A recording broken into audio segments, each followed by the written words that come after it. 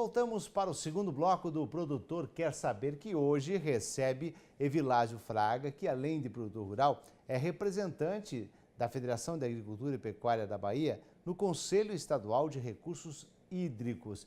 E é sobre essa gestão dos recursos hídricos que nós vamos falar agora nesse segundo bloco.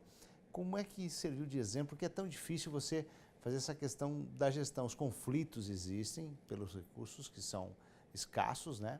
Como é que vocês estão resolvendo essas questões para conseguir legalizar e conseguir cumprir e realmente investir na irrigação? Bem, essa pergunta eu acho bastante interessante, porque o exemplo que nós temos lá na Chapada Diamantina, no Agropolo Mucugê-Ibiquara, eu acho que ele é um exemplo que serve para mostrar que, ao se enfrentar os problemas que lhe são apresentados, e com uma boa vontade de todos os entes envolvidos, você consegue achar soluções, tá? Então, especificamente, Mucugê-Ibiquara, nós temos lá uma atividade de agricultura irrigada nesse período moderno, como eu falei no bloco anterior, que começou em 85 com café, depois em 86 foi instalado o primeiro pivô central, e inclusive café sob pivô central também, foi lá na Chapada Diamantina que começou, e começou com grão, com feijão, com milho. E depois de um tempo se identificou que a disponibilidade, a oferta de água que nós tínhamos era insuficiente para aquilo que a gente tinha de potencial de desenvolver na região.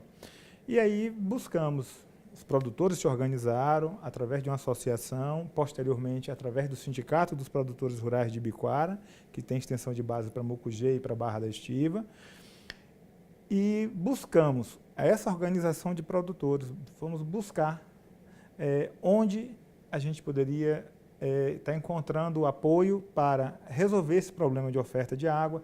Então, uma articulação com o poder público municipal, com o governo estadual, identificou-se, fez-se um estudo de potencial de reservação de água através de barragem, e no ano de 1997, o governo do estado da Bahia iniciou a construção da barragem do Apertado, concluindo no ano de 98, então foi uma construção que levou um ano e poucos meses, e essa barragem aumentou a oferta hídrica em parte dessa região, que é chamada o Agropolo Mucugê-Ibiquara, e permitiu que a gente pudesse incrementar a nossa atividade de agricultura irrigada.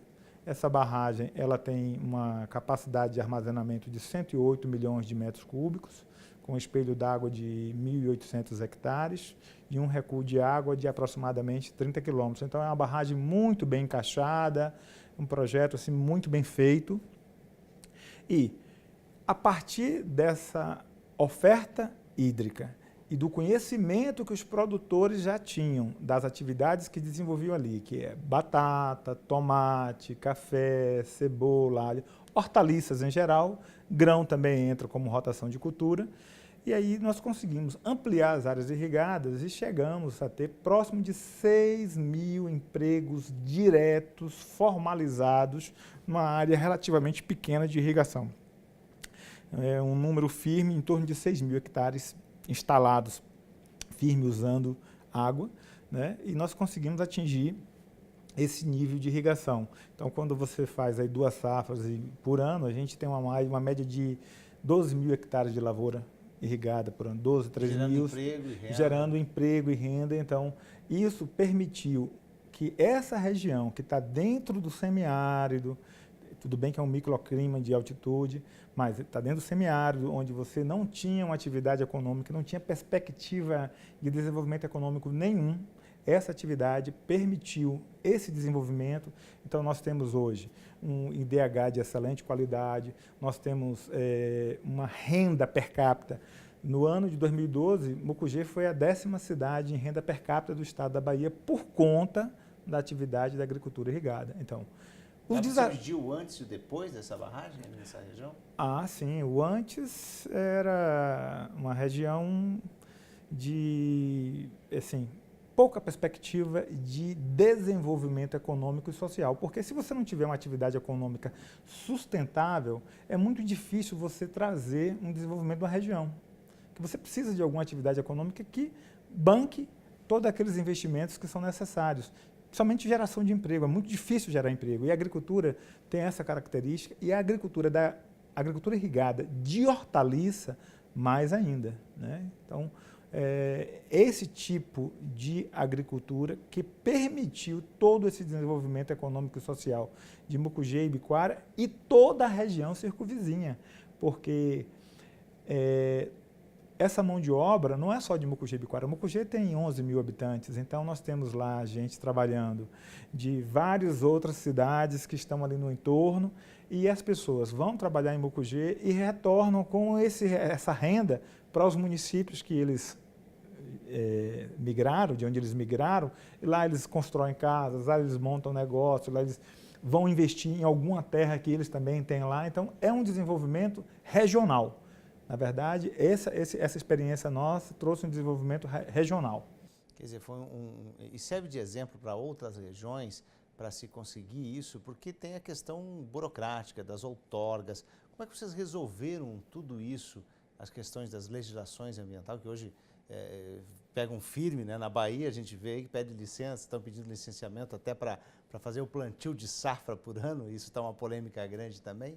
Como é que se resolve isso? Olha, quando nós conseguimos ter a questão da outorga lá, ela já é desde 1988. Então, com a nova Constituição que passou a exigir a outorga, a gente imediatamente procurou os órgãos para buscar a outorga. Enquanto tinha disponibilidade de água, o órgão outorgou. Quando a disponibilidade findou, o órgão não outorgou mais, e aí foi buscar a questão da construção da barragem. Então, as nossas irrigações são outorgadas, com exceção de pequenos produtores que terminam entrando no sistema, mais recentemente, né?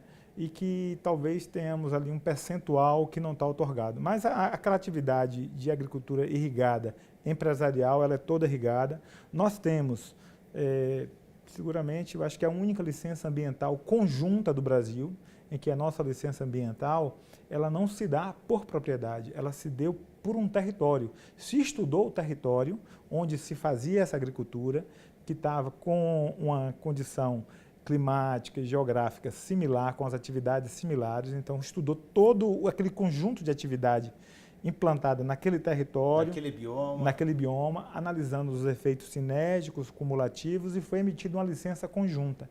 E a gestão dessas atividades, do uso da água, do solo, é feita de maneira também integrada através de uma CTGA que foi criada para acompanhar o cumprimento dessa licença conjunta. Que é uma experiência justamente que tem que ser uma questão técnica, né? Que muitas vezes os órgãos não têm uma pessoa técnica que possa concluir exatamente como é que se sabe quando que findou o uso da água, quer dizer, o limite, não tem mais como ampliar essa irrigação. Tudo isso vocês acompanham de perto esse trabalho? Sim, nós lá, no ano de 2012, em janeiro de 2012, nós nos reunimos, os agricultores, e já tínhamos identificado que nós estávamos num ano atípico. Então, 5 meses depois é que o Estado foi se fazer presente para dizer que estava num período atípico, 5 meses de antecedência. E nós mesmos iniciamos uma discussão desse grupo de produtores de o que fazer para a gente superar esse momento de crise de falta de água. Então, uma série de medidas foram adotadas com o princípio da sustentabilidade. E aí a sustentabilidade significa sustentabilidade econômica do seu negócio não pode acabar porque comprometeria toda a região, sustentabilidade social, minimizar os impactos sociais que essa seca poderia causar e minimizar os impactos ambientais também. Então, foram feitas discussões durante um período muito grande. Inicialmente, nós suprimimos a atividade de grãos, de feijão e milho, porque tinha um baixo valor agregado, tinha um baixo valor agregado econômico e social, e fomos dedicar esse estoque de água que existia para aquela atividade que podia agregar valor econômico e que também poderia agregar valor social, gerar emprego, que foi a atividade das hortaliças e do café.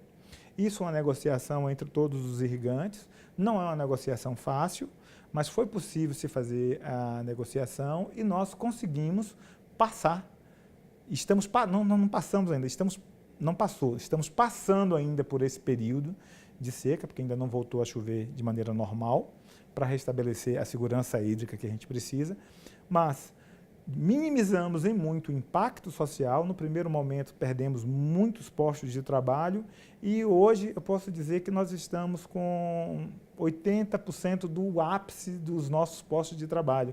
Então minimizamos ao máximo o efeito que a seca iria causar na região, o efeito social da seca. Ok, eu agradeço a participação de Evilásio Fraga, que é produtor rural e é representante da Federação da Agricultura e Pecuária da Bahia dentro do Conselho Estadual de Recursos Hídricos. Muito obrigado pela participação. Tenha um bom dia. Obrigado, eu que agradeço.